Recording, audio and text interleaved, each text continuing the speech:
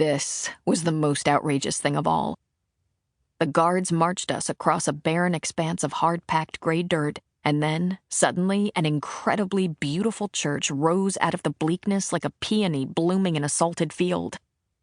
I was still crying, but once inside the church, a hush fell over all of us. I blinked in amazement. Our plain, serviceable little church at home was nothing like this. This was grandeur.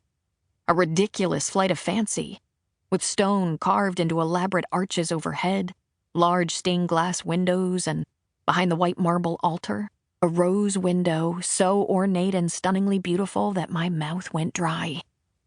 "What is this?" I managed to whisper to Diego. "Where did this come from?" He shrugged slightly. He didn't know. Line after line of prisoners filled the polished wooden pews, our dusty feet almost silent on the deep red carpet. I saw Kathy again. She met my eyes for a second, then looked away. I remembered that she said she'd seen Livy Clayhill, but that she was gone now. Did that mean Livy was dead? Who else from our cell had ended up here? Every kid that had disappeared? Only a couple of them? The air was still and faintly scented with something spicy.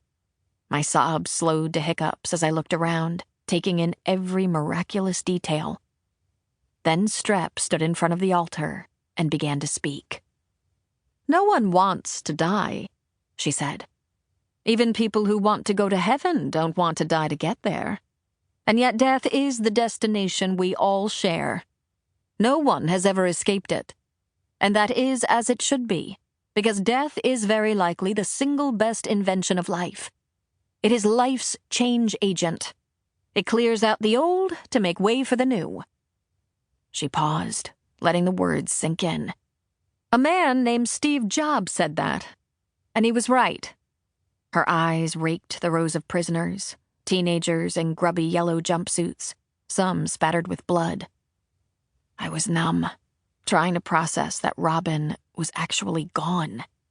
Gone forever. "Death is necessary.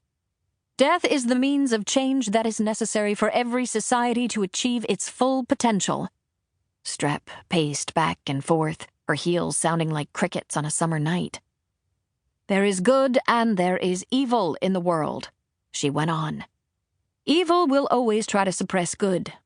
When good people in any country cease their vigilance and struggle, then evil men prevail. A woman named Pearl S. Buck said that, and she was right too. What choices have you made against evil?" She stopped suddenly and stared right into the crowd. "I'll tell you. None. You have made no choice against evil. You have supported evil, you have facilitated evil, and you have excused evil every day of your lives." My eyes widened at this crazy diatribe, but no one else seemed surprised. No doubt they'd heard it all before. The Strep went on like this, sprinkling in quotes to support her whole good versus evil shtick.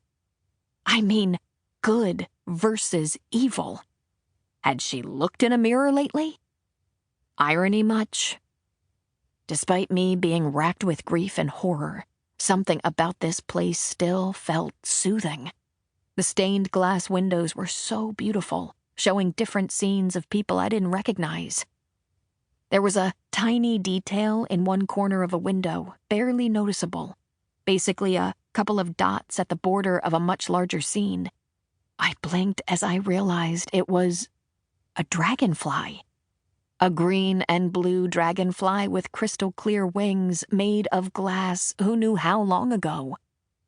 Something caught fire inside me. The shock of Robin's death, the brutality of being here, the absurd but life-threatening tests I'd been put through.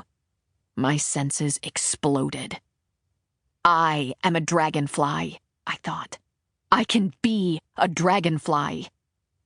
With no more coherent thought than that, I stood up and shouted, "This is bullshit! You're a murderer! You're evil!